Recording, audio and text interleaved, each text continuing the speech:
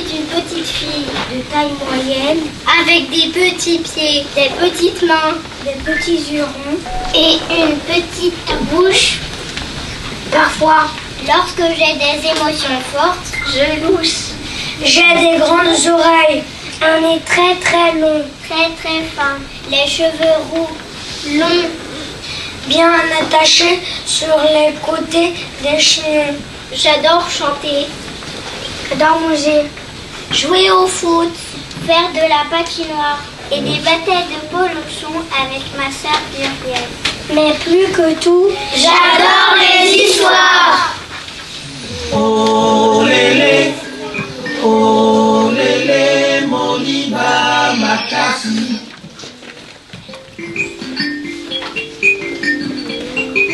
Un soir, vêtue d'un t-shirt rouge et noir et d'un pantalon noir et rouge, Nayami, assise devant un grand livre ouvert, louche, perdue face à d'étranges lettres qui se mélangent dans sa tête.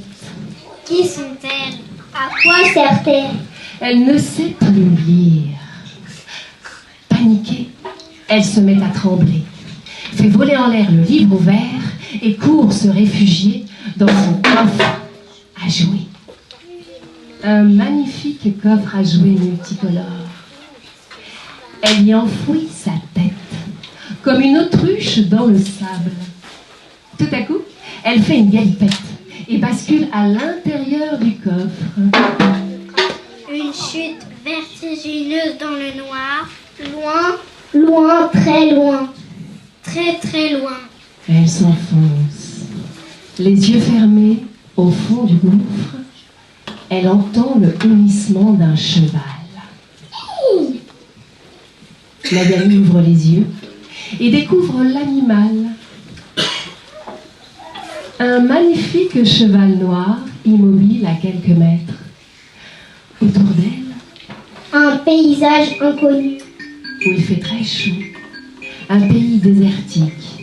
marron comme le sable et bleu comme le ciel. Elle se retourne, des pas multicolores derrière elle.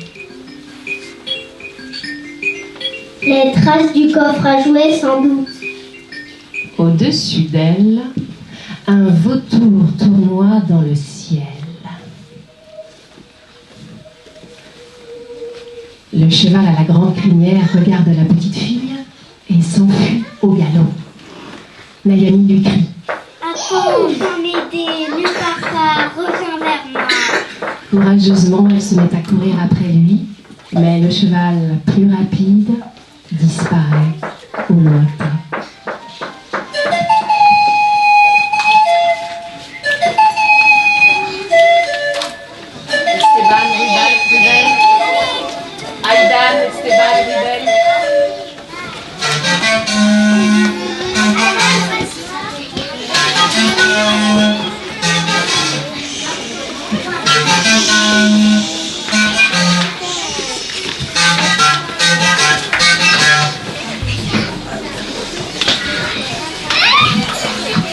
Nayami est maintenant au cœur d'un autre paysage. Une forêt. Autour d'elle trône majestueusement une multitude d'arbres, au bout desquels Des branches forment des lettres. le premier arbre qu'elle découvre est, L'arbre à l'arbre aquarium. se dit-elle.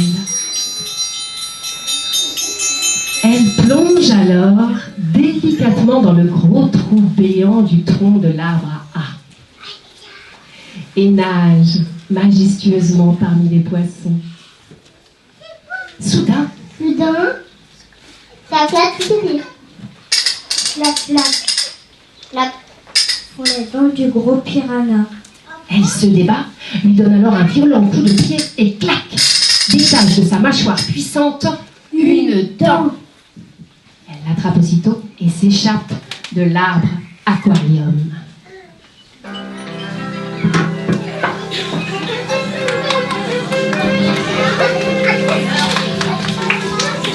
C'est bon, c'est bien du tout. À faire la lecture.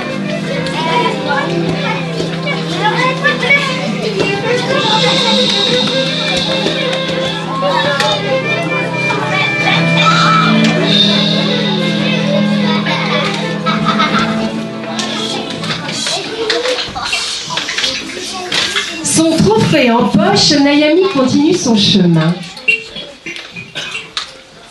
Curieuse, elle s'approche et distingue L'arbre âgé, l'arbre grosse grenouille. se dit-elle. Soudain, une pluie de grosses grenouilles jaillit de l'arbre. L'une d'entre elles tombe sur sa tête. C'est Lolo, la grenouille. Bonjour, je suis ravie de te voir. Avec aplomb, la petite fille lui répond. Moi aussi, comment tu vas? Aussitôt, Lolo saute au sol. Si je t'embrasse, tu te transformes? Je crois, dit la grosse grenouille en s'éloignant. Au loin, Nayami aperçoit l'arbre à thé. L'arbre tétine.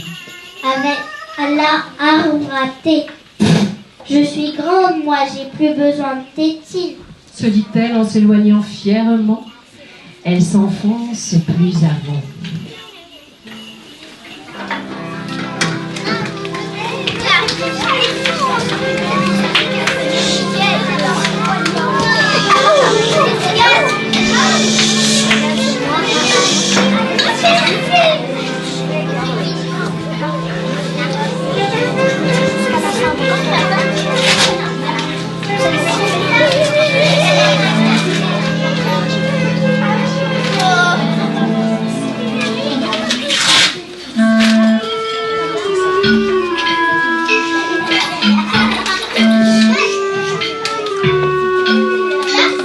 Plusieurs heures de marche, où était-ce des jours, Nayami s'écroule contre un arbre.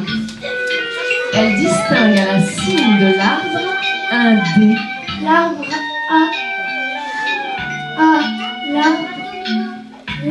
à domino, se dit-elle.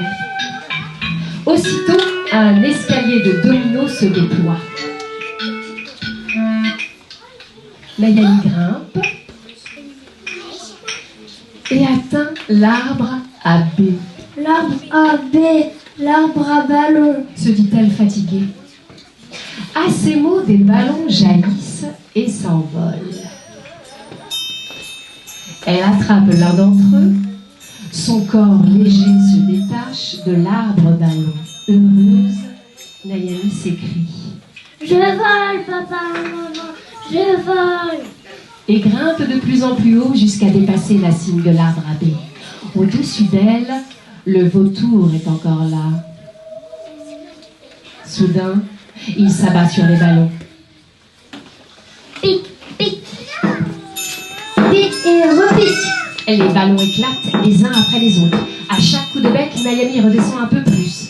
Alors que l'oiseau perfide s'acharne, une de ses plumes noires se détache et se plante discrètement dans le chignon aux cheveux roux de la petite fille qui chute et atterrit dans l'arbre à paix, l'arbre piège.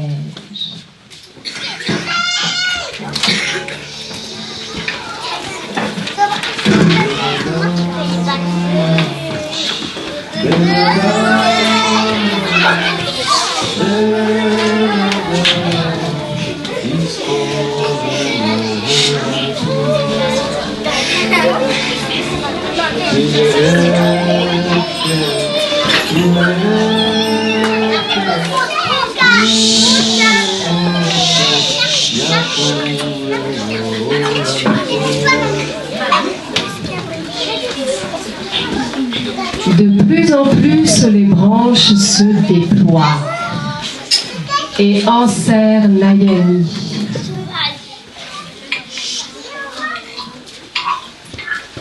Elle est prise au piège. Nayami pousse un cri comme une alarme qui retentit. Au sol, attirée par le bruit, une petite souris sort alors son museau au dehors. Nayami lui supplie. Aide-moi! La petite souris monte alors à l'arbre piège. Elle se faufile dans les branches et sort de la poche de Nayami la dent de piranha. J'arrive, mon ami. Dit la petite souris. Elle tente de scier les branches en vain.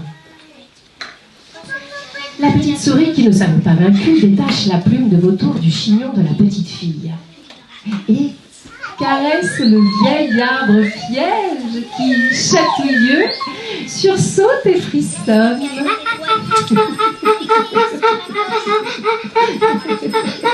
Petit à petit, les branches se déploient. Nayani se libère et redescend à terre. C'est alors que, furieux, l'arbre haut déclenche un terrible orage. Une pluie abondante, un torrent d'eau emporte la petite fille. Elle passe devant l'arbre assez, l'arbre coco. Attirée par la baignade, un crocodile s'y engouffre aussitôt. Allons faire trempette. Inconsciente, Nayani est emportée loin de la forêt.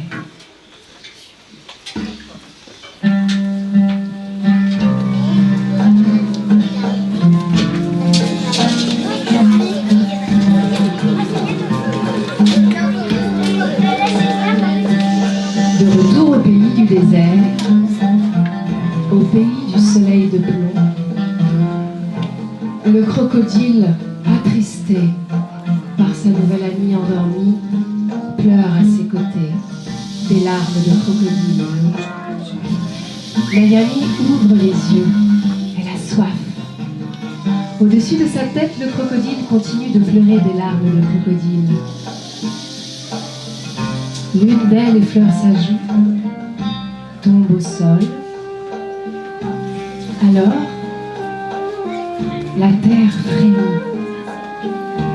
Du petit trou formé sort timidement une pousse qui grandit. Grandit. Petit à petit, c'est l'arbre C qui se déploie. L'arbre de la connaissance. Et c'est ainsi que, depuis cette histoire, tous les soirs, Nayani lit passionnément les histoires.